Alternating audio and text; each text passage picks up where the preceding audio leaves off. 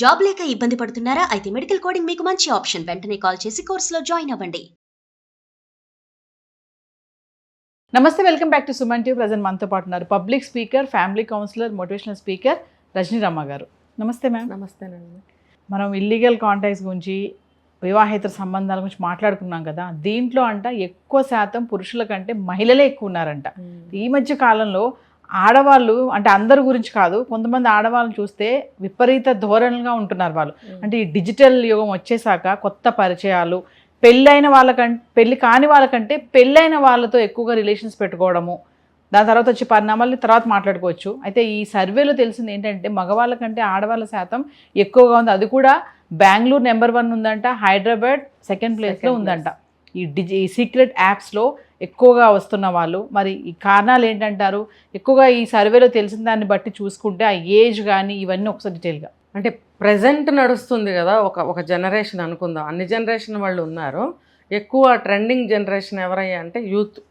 Software జాబులే కానీ, బయట స్టేట్కి వెళ్ళి జాబులు చేయడమే కానీ, ఎక్కడన్నా కానీ వీళ్ళ ఆలోచనల్లో, వీళ్ళ లైఫ్ స్టైల్స్లో చాలా మార్పులు వచ్చాయి.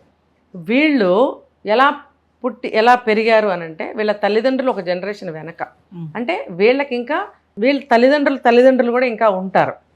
అంటే ఆ 2 జనరేషన్స్ యొక్క ఆ పెంపకంలో పెరిగిన వాళ్ళు వీళ్ళు. అంటే కంప్లీట్గా కాదు, పాక్షికంగా అమ్మమ్మల నాయనమ్మల ప్రభావం కొంచెం ఉంటుంది, అమ్మ నాన్నల ప్రభావము, ఇంకా వాళ్ళ పిన్నులు బాబాయిలు అందరూ ఒక జనరేషన్ కాబట్టి ఆ జనరేషన్ ప్రభావం కూడా వీళ్ళ మీద ఉంటుంది అని అంటే ఇక్కడ ఏంటి అని అంటే కట్టుబాట్లు. ఆ కట్టుబాట్లు కొన్ని తరాల వరకు వెళ్తాయి, బ్లడ్ ద్వారా అంతవరకు పాటించగలుగుతారు, తర్వాత పోతారు. ఇది నడుస్తూ ఉంది ఇప్పుడు యూత్ మీద ఆ ప్రభావం చాలా ఉంది, చాలానే ఉంది, లేదంటానికి లేదు. కానీ అది పాటిస్తున్నారా అన్న దగ్గర ఆగితే లేదు అనే చెప్పాలి. ఇంట్లో అమ్మమ్మ చెప్తుంది, సర్లే అంటారు. లేకపోతే అబ్బా నువ్వేం చెప్తావులే ముసలి దానివి వదిలే అంటారు. లేకపోతే ఏమంటారు, పాత మాటలు, ఆ రోజుల్లో మాటలు మాకు చెప్పకు అంటారు. సరే, అమ్మలు బాబాయిలు పిన్నులు అత్తలు ఈ జనరేషన్ వాళ్ళు ఏమైనా చెప్తే వచ్చే చుట్టాలు పైవాళ్ళు కాబట్టి నవ్వి వెళ్ళిపోతారు. ఇంట్లో అమ్మా నాన్న చెప్పారనుకోండి, ఇప్పుడు మీరు చెప్పినట్టు మేము బయట ఉంటే కుదరదు అని అంటారు. కానీ మనసులో ఒక కట్టుబాటు, ఒక అనుమానం వెనక్కి లాగుతూ ఉంటుంది. అంటే ఏదైనా చేసేటప్పుడు రహస్యంగా చేయటం. తెలిస్తే ఊరుకోరుగా, వాళ్ళు ఊరుకోరని చెప్పి మీరేమన్నా మానుతున్నారా? లేకపోతే పోనీ అది వాళ్ళకి ఏమన్నా చెప్పి చేస్తున్నారా? ఇలాంటివి ఏమీ జరగవు. కాబట్టి తెలిస్తే తిడతారు.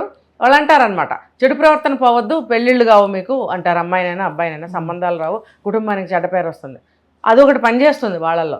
మనం ఇలాంటివి చేస్తే అక్కడ ఎఫెక్ట్ పడుతుంది. కాబట్టి తెలియకుండా చేయాలి అని అంటే ఏం చేయాలి? రహస్యంగా చేయాలి. ఏదైనా రహస్యంగా చేయాలంటే ఇదిగో ఇప్పుడు ఈ యాప్లు వీళ్ళకి దేవతల్లాగా కనిపిస్తున్నాయి.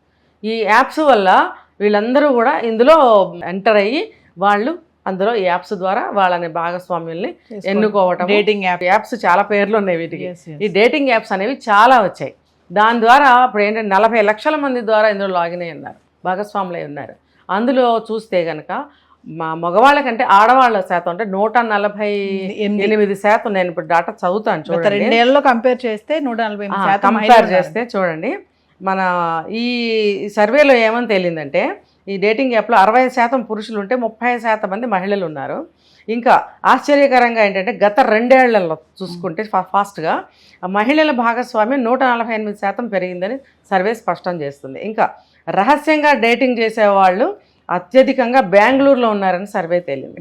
తర్వాత మొత్తం యూజర్స్లో 18% మంది ఇక్కడ నుంచే ఉండగా, అంటే బెంగళూరు నుంచే ఉండగా, దీని తర్వాత మన హైదరాబాద్ 2వ స్థానంలో ఉండటం గమనార్హం. ఇంకా నెక్స్ట్ ఢిల్లీ. అన్నిటికీ ఢిల్లీ అంటారు. ఢిల్లీలో ఏదైనా అది అంటారు. నాకు తెలిసింది కూడా అదే. కానీ అక్కడ చూడండి ఎంత తక్కువ ఉందో, 11% ఉంది. ఇంకా చెప్పాలంటే బాంబేని ఎంత బ్యాడ్గా చెప్పుకుంటారు, అమ్మో అంటారు బాంబే అనగానే. అక్కడ ఢిల్లీ కంటే కూడా తక్కువ ఉంది, 9% ఉంది. ఇంకా దానికి అనుబంధంగా పూణే 7%లో ఉంది. ఉన్నప్పుడు తర్వాత స్థానంలో ఉంది అది. ఆశ్చర్యకరంగా ఏంటంటే ఈ ధోరణి ప్రధాన నగరాలకే కాకుండా టైర్ 2 నగరాలైనటువంటి లక్నో, పాట్నా, భువనేశ్వర్, సూరత్, చండీగఢ్ లాంటి నగరాల్లో కూడా వేగంగా పెరుగుతుందంట. అంటే కాదేది వెనక, అన్ని ముందే. అంటే ఆ ప్రయత్నాల్లో ఉన్నారు ఇంకా ముందుకెళ్ళిపోవడానికి. అంటే చెడు చూడండి ఎంత తొందరగా పాకుతుందో. ఇదేదో బాగుంది, మేము కూడా మొదలు పెడదాం, ఒక్కొక్కళ్ళు మొదలు పెడతారనమాట. ఇప్పుడు ఆ ప్రయత్నాల్లో వాళ్ళు ఉన్నారు. ఇంకా ఈ గడిచిన 2 ఏళ్లలో గ్లిడెన్ అనే యాప్లో మహిళల సంఖ్య ఏకంగా 148% పెరిగింది. సర్వే తెలిపింది. మహిళలు తాము తీసుకునే నిర్ణయాల్లో ఎంత స్వేచ్ఛగా ఉన్నారనేది, ఆత్మవిశ్వాసంతో ప్రవర్తిస్తున్నారనేది విషయం అంట. ఇది ఇక్కడ దీన్ని వీళ్ళు ఇలా చెప్తున్నారు కదా. ఆత్మవిశ్వాసం అంటే స్వేచ్ఛ ఏమని చెప్పాలి? ఇప్పుడు ఈ న్యూస్ ఎవరన్నా చదివితే ఇది నిజం అనుకుంటారు. అబ్బో ఇవన్నీ చేస్తే మన ఆత్మవిశ్వాసం పెరుగుతుంది. ఆత్మవిశ్వాసం పెరగదు, ఆత్మవంచనలు ఎక్కువ అవుతాయి. ఆత్మవంచనలు ఎక్కువ అవుతాయి, జీవితాలు సర్వనాశనం అయ్యే సంఖ్యలు పెరుగుతాయి, కుటుంబాలు విచ్ఛిన్నం అవుతాయి, భవిష్యత్తు తల్లిదండ్రులకి ఉండదు, ఇటు వీళ్ళకే ఉండదు. తల్లిదండ్రులకి భవిష్యత్తు అంటే వాళ్ళ రేపొద్దున్న ఓల్డేజ్లో వాళ్ళకి ఎవరు చేయూత, ఎవరు ఆసరా, ఎవరు? ఇప్పుడు చెప్తాం మనం, ఇప్పుడు అందరూ కూడా ఓల్డేజ్ హోమ్కి వెళ్తున్నారు, లేకపోతే డబ్బు లేని వాళ్ళు, బీదవాళ్ళు రోడ్ల మీద బెకారులాగా ఉంటున్నారు అని చెప్పుకుంటే సిగ్గుపడలేకపోతున్నాం. మనం చెప్పుకుంటున్నాం, గణాంకాలు చెప్పుకుంటున్నాం. దీనికి అంతటికి కారణం ఎవరు? మరి పిల్లలే కదా. పెంపకం అని కూడా మనం మొత్తం మీద చెప్పలేం. వీళ్ళు ఇలా రహస్య జీవనానికి అలవాటు పడుతున్నారు. ఏంటంటే వీళ్ళకి పెళ్లి కాకముందే ఎక్కువ, నిన్న కూడా ఒక వీడియో చేశాను నేను, లేట్ మ్యారేజెస్ చేసుకోవడం. అమ్మో పెళ్ళయ్యాక ఈ బాధలన్నీ ఎవరు పడతారు అని అనుకొని పెళ్ళికి ముందు ఇలాంటివన్నీ అలవాటు పడుతున్నారు. పెళ్ళి అయిన వాళ్ళు కూడా ఇలాంటి అలవాటు పడుతున్నారు. పెళ్ళి కాని వాళ్ళు ఇలాంటి రహస్య సంబంధాలని కొనసాగించడానికి కారణాలు కొన్ని అయితే, పెళ్ళి అయిన వాళ్ళు కొనసాగించడానికి కారణాలు వేరే ఉంటున్నాయి. పెళ్ళి అయిన వాళ్ళల్లో కారణాలు వేరే ఏంటంటే, ఇక్కడ స్పెసిఫిక్గా మనం చెప్పుకోవటానికి, ఇప్పుడు ఫస్ట్ మనం చెప్పుకున్నాం రహస్య. ఈ రహస్య అనేది ఒక పెద్ద పాయింట్ అన్నమాట. ఇక్కడ ఇందాక మనం అనుకున్నాం, అమ్మమ్మలు, తల్లిదండ్రులు కొన్ని కట్టుబాట్లు ఉంటాయి, కొన్ని అభ్యంతరాలు, వీటి మధ్యన వాళ్ళకి తెలియకుండా వాళ్ళ యొక్క బయటకు వెళ్ళి ఏం చేస్తున్నారో ఇంట్లో తెలియకుండా వాళ్ళ లైఫ్ స్టైల్ని కొనసాగిస్తున్నారు. అందులో ఆ క్రమంలో ఏంటంటే అక్రమ సంబంధాలు ఎప్పుడైనా వెంటనే బయటపడుతున్నాయా? కొన్ని సంవత్సరాలు అయితే కానీ బయటపడటం లేదు. ఈ లోపల జరగాల్సినవి జరుగుతున్నాయి, జీవితాలు పాడు. అయితే ఈ రహస్యమైనటువంటి జీవితాన్ని ఎందుకు కొనసాగిస్తున్నారు అంటే, మన భారతదేశంలో సెక్స్ అనేది అతి పవిత్రమైనది. వివాహ బంధంలో దాన్ని ఎక్కడ కూడా బయట మాట్లాడటానికి, ప్రస్తావించడానికి మనకి కట్టుబాట్లు అడ్డం వస్తాయి. తర్వాత అది మంచిది కాదు అని ఒక భావిస్తారు మన ఇండియాలో.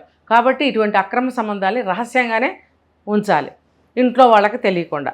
ఆ కారణం వల్ల ఎందుకు అసలు అక్రమ సంబంధానికి వెళ్ళాలి, దాన్ని ఎందుకు రహస్యంగా పెట్టాలి అని అంటే, ఇప్పుడు మాట్లాడుకోవాలంటే ఈ యాప్స్ అన్నీ వచ్చాయి కాబట్టి ఇందులో 148% మహిళలే ఉన్నారని చెప్తున్నారు.